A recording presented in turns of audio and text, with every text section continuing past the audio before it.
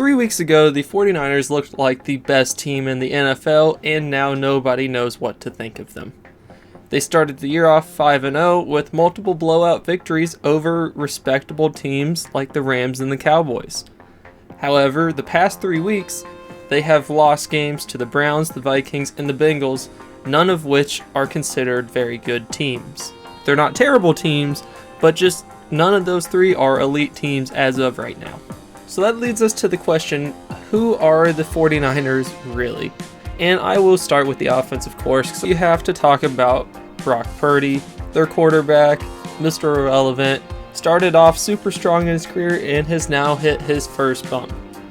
I guess maybe second bump if you count the injury in the playoffs, but his first time struggling on the field.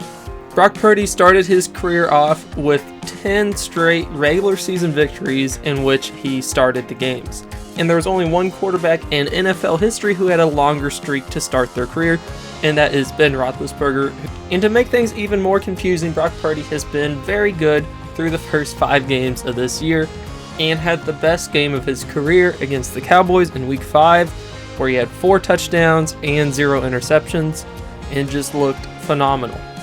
However, the next week against the Cleveland Browns, he had the worst game of his career, and he has not recovered since. Through the first 5 games, he had 0 interceptions. He has had 5 interceptions in the past 3 games. And he has only had 1 touchdown in each of the past 3 games as well. The first thing you have to look at is injuries. The 49ers have had some pretty key injuries that have devastated them. The most well-known is that Deebo Samuel has been hurt since the Cleveland game in Week 6. And he is their best wide receiver. This is pretty undeniably true. You might like Ayuk, but most people agree Deebo's better as an all-around playmaker. But what you don't hear about is that their Hall of Fame tackle, Trent Williams, has also been hurt. And he got hurt in the Browns game as well. You may think, hey, that's not that important. Since 2013, the Philadelphia Eagles, without Lane Johnson, are 13-22. With Lane Johnson, they are 85-48-1.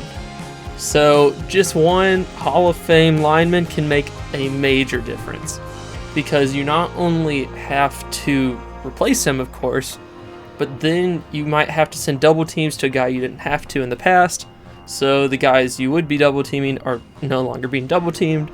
And really, it just makes the whole line worse, because it is one unit, and when they lose their strongest link, all of the links become weaker. The second biggest problem with the offense is just all of the turnovers. They really didn't have that many the first 5 weeks, and they've had a bunch the past 3. And your offense just won't score a lot of points when you have turnovers. And you can really see this as the past 3 weeks, the 49ers have scored 17 points per game, and through the first 5 weeks, they never scored less than 30 points in a game.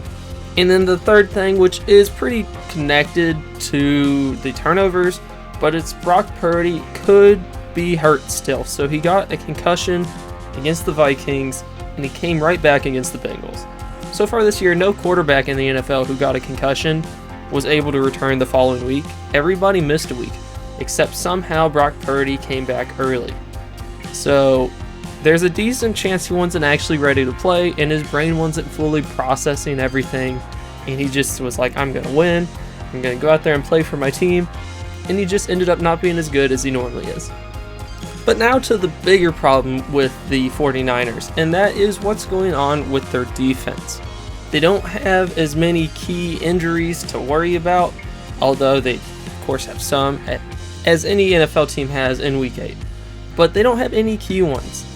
And through the first 5 weeks of the year, much like the offense, the defense was playing excellent. They held the Cowboys to 10 points, and the most points they had given up was 23.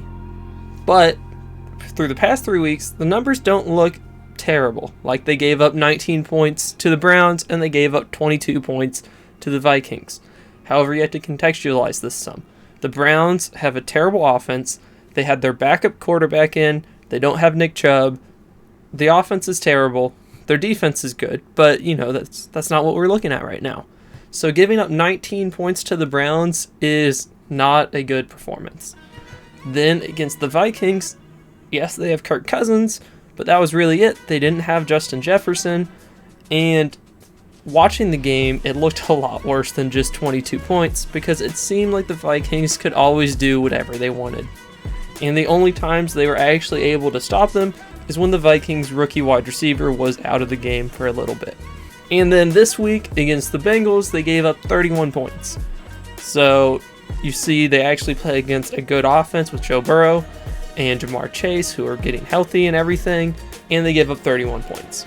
So this defense, they're not getting the same amount of turnovers as they used to, and they're letting way too many points be scored.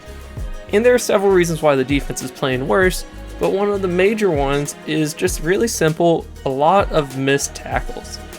Through the past 3 weeks, they have missed 32 tackles, and in the 3 weeks before that, they only missed 9, so they've missed almost 4 times as many tackles as they did in the past. And through the last 3 games, they have let up 273 passing yards per game, which, if you extrapolate it out to the full half season, would make them the worst defense in the NFL. And if you do total yards and extrapolate it out, they would be the second worst in the NFL, only behind the Denver Broncos.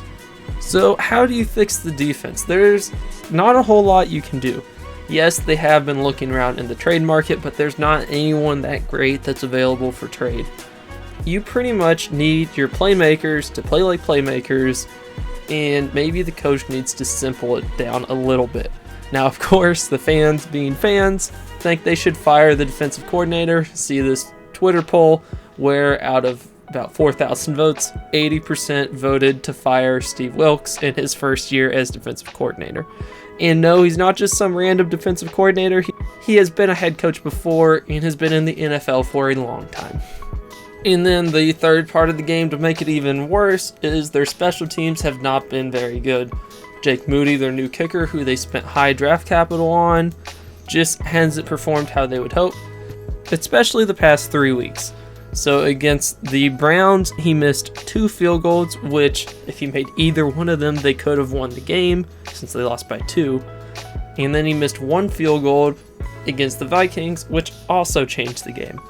So offense is bad, defense is bad, and special teams is bad right now. So if you want to kind of simple it down, looking at the past 3 games, what the 49ers have to do is they have to stop turning the ball over, and they need to start tackling people on defense. If they can do those 2 things, they'll be good again. And no, I don't think the 49ers are a bad team. I don't think they're dead. I think they'll come back strong. I think the bye week actually really will help them out, giving them a week to prepare.